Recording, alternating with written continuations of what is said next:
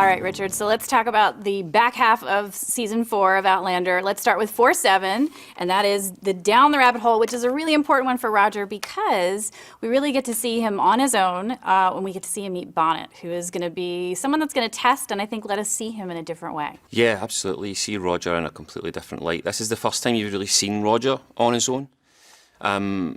Which is great because we can have a completely different look at him. You've only really seen Roger with Brianna or with Claire, and he behaves in a very specific way with each of them. With Brianna, he's very much led with his heart, thinks with his heart. With Claire, he's very much thinks with his head. He's the academic, he speaks to her on a more intellectual level. But with Stephen Bonnet, you're presented with something entirely new. A wise man leaves the things beyond his power to the gods.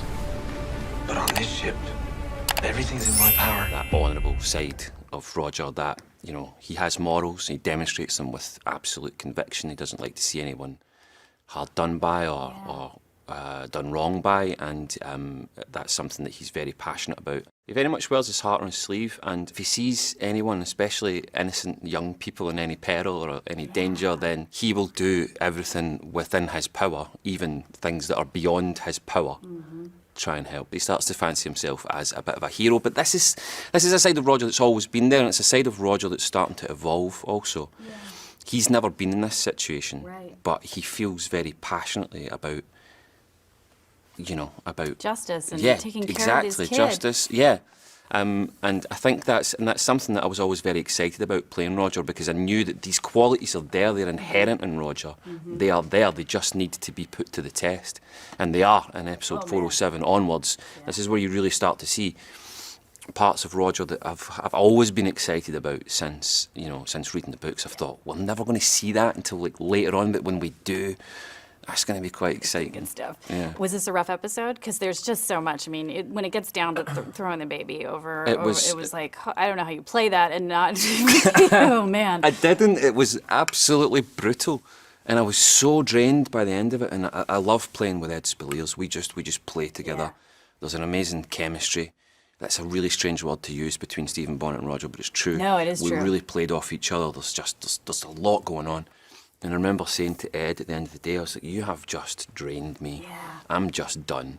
Because there's a little girl in it, and Roger establishes a relationship with her kind of early on. She's singing about, oh my God, she's singing about the Kieran Croyne, the monsters in the sea.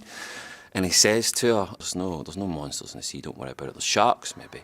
But that then sets up to the fact that she gets thrown off the back of the ship. And I was like, oh my God, it's horrible. Yeah. But I remember particularly, and we had to do that over and over again, and I was just like, I can't.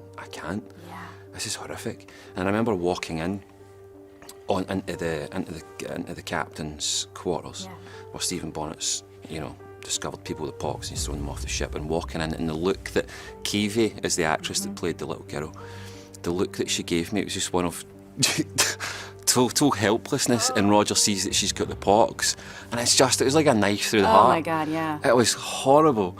And the reactions that we got there, I think were real. Purely genuine. They look when you watch it, because it's just horrific. Yeah. And then when she gets thrown off the back of the boat, and it's in that instant that Roger knows, he's like, and it's that thing where he tries to do things beyond his capabilities. Like, he knows he can't do anything for her. He knows what happens.